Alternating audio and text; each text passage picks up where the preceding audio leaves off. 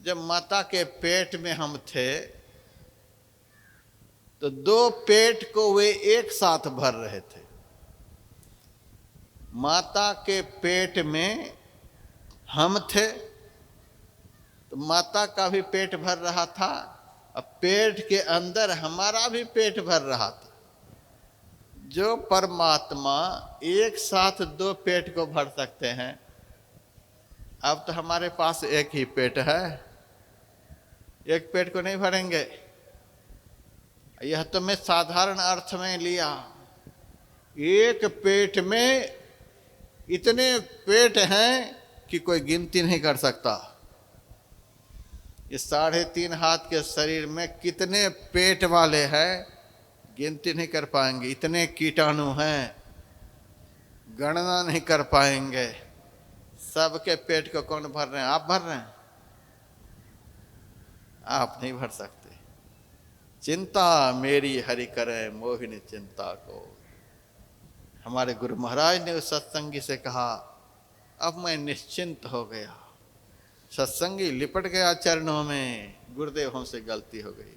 अरे मूर्ख, तुम्हारे जीवन की सारी चिंता हमारे मस्तक पर है, तू क्यों चिंता करता है? बेफिक्र होकर तू चिंतन कर। चिंता सामर्थ्यवान करते हैं, चिंतन बिना सामर्थ्य वाले करते हैं। हमारा काम है चिंतन करने का, गुरु महाराज का काम है हमारी चिंता करने का। गुरु महाराज हमारी चिंता करेंगे, इनको रोटी कैसे देनी है, इनके बेटे की नौकरी कैसे दिलानी है, इनका काम कैसे बनाना है। हमारे जीवन की सारी चिंता गुरु महाराज को। हम केवल चिंतन करें, बेफिक्र होकर के चिंतन करें। उसी वक्त उस सत्संगी के सामने दुमका जिला से एक सत्संगी आया। उसका भी मुंह बड़ा उदास। गुरु महाराज ने पूछा, तू क्यों उदास है? गुरु महाराज, एक लड़के की शादी हुई, अब बहू ऐसी आ गई है कि चाय पर आफत है।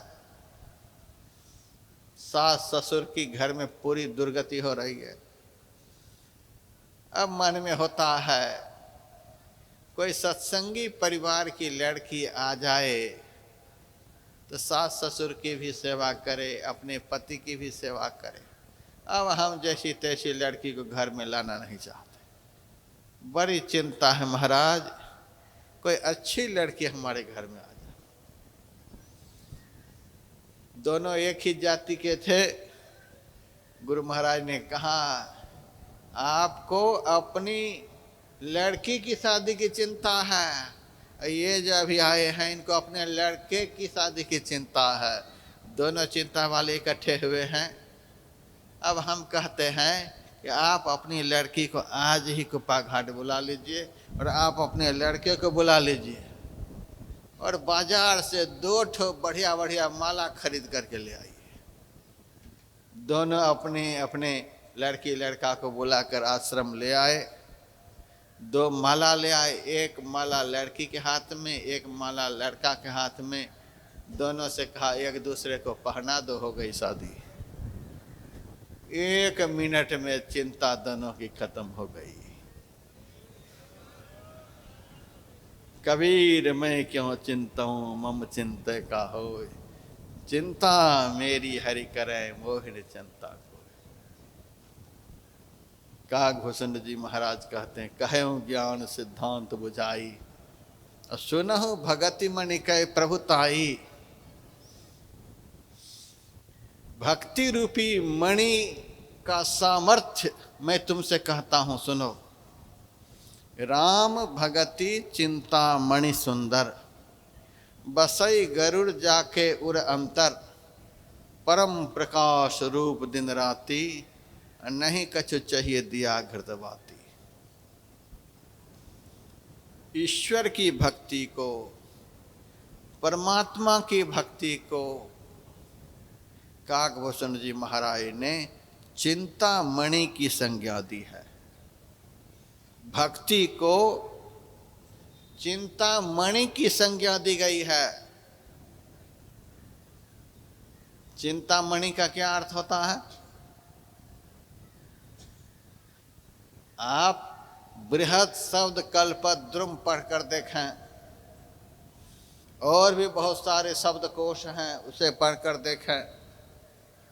चिंतामणि का एक अर्थ होता है जिस मणि के चिंतन करने से चिंता समाप्त हो जाए,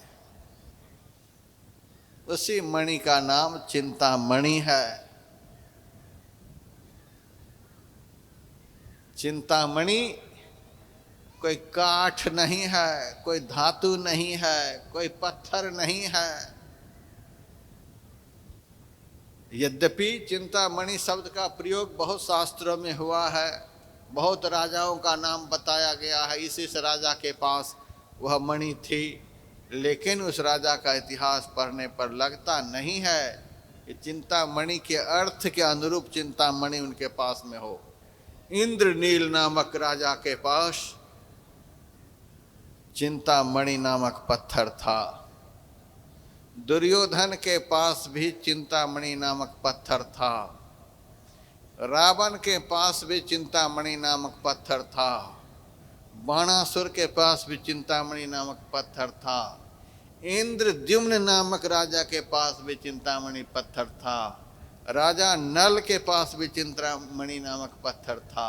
बहुत राजाओं के विषय में लिखा हुआ है कि इस राजा के पास में चिंतामणि नामक पत्थर था, लेकिन ऐसा देखने को नहीं मिलता है कि ये राजा लोग चिंता मुक्त हो गए थे। इससे सिद्ध होता है कि चिंतामणि कोई पत्थर का नाम नहीं है। सही अर्थ यही है जिस मणि के चिंतन करने से चिंता दूर हो जाए। तो काकभूषण जी महाराज कहते हैं, राम भगति चिंतामणि सुंदर। परमात्मा की भक्ति ही सुंदर चिंतामणि है। महर्षि रमन से एक भक्त ने पूछा, भगवान भक्ति किसे कहते हैं? भक्ति को चिंतामणि की संज्ञा दी गई है। भक्ति चिंतामणि है। किसकी भक्ति चिंतामणि है? परमात्मा की भक्ति चिंतामणि है। भक्ति के बहुत अर्थ होते हैं, अब सुनिए अर्थ। महर्षि रमन से पूछा गया, भक्ति किसे कहते हैं? महर्षि रमन ने कहा, तुम किसको पाना चाहते हो पहले सो बताओ। भक्त ने कहा, हम राम को पाना चाहते हैं, हमें जीवन में राम मिल जाए। महर्षि रमन बहुत कम बोलते थे, एक वाक्य में ही उत्तर देते थे। महर्षि रमन ने कहा, अच्छा राम को पाना चाहते हो तो हाँ, तो राम के ही विषय में दिन रात सोचते रहो। जिनको पाना चाहते हो उसी के विषय में दिन रात सोचते रहना, यह उनकी भक्ति कहलाती है।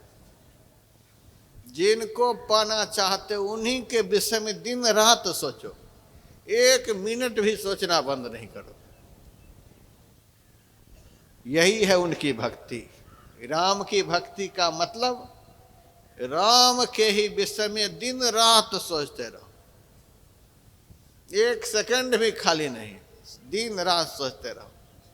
जैसे संसारी लोग बेटा के विषय में दिन रात सोचता है, यह सोचना क्या है? वह बेटे की भक्ति, वह बेटा की भक्ति कर रहा है।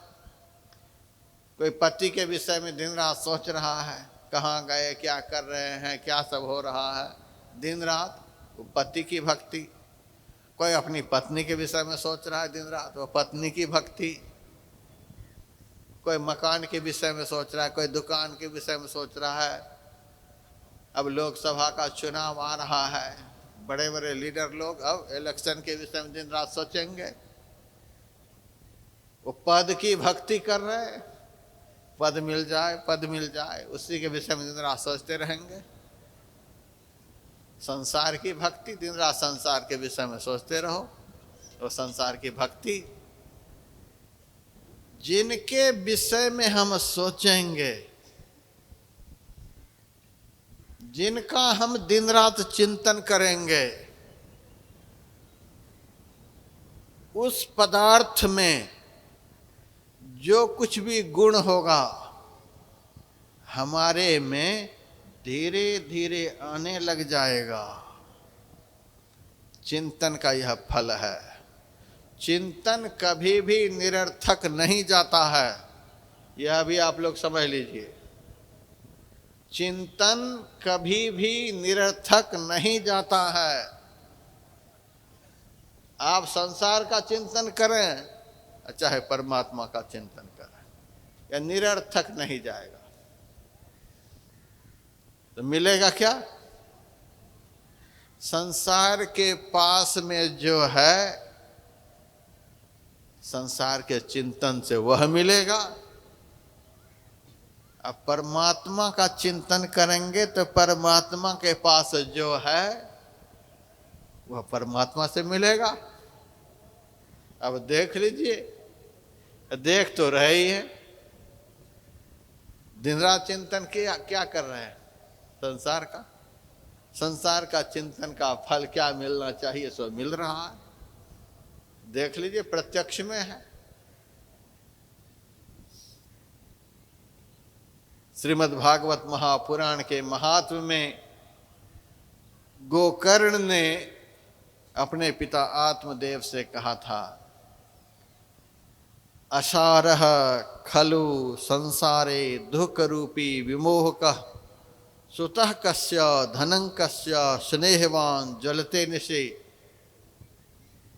इस संसार के विषय में गोकर्ण ने बतलाया असारः, यह संसार असार है, इसमें सार कुछ भी नहीं है। लोग भूसा कूट रहे हैं, आप धान को कूटेंगे तो चावल निकलेगा, और धान के छिलका को कूटेंगे तब क्या निकलेगा? वह असार है, सार निकल गया। असार को कूटने से क्या मिलेगा? परिश्रम। असार को कूटने का फल परिश्रम, व्यर्थ का परिश्रम। इस संसार के लिए असारह शब्द का प्रयोग हुआ। यह संसार असार है, कुछ भी नहीं है, यह असार है। असार के चिंतन से सार कैसे मिलेगा? परिश्रम मिलेगा रोग के रूप में।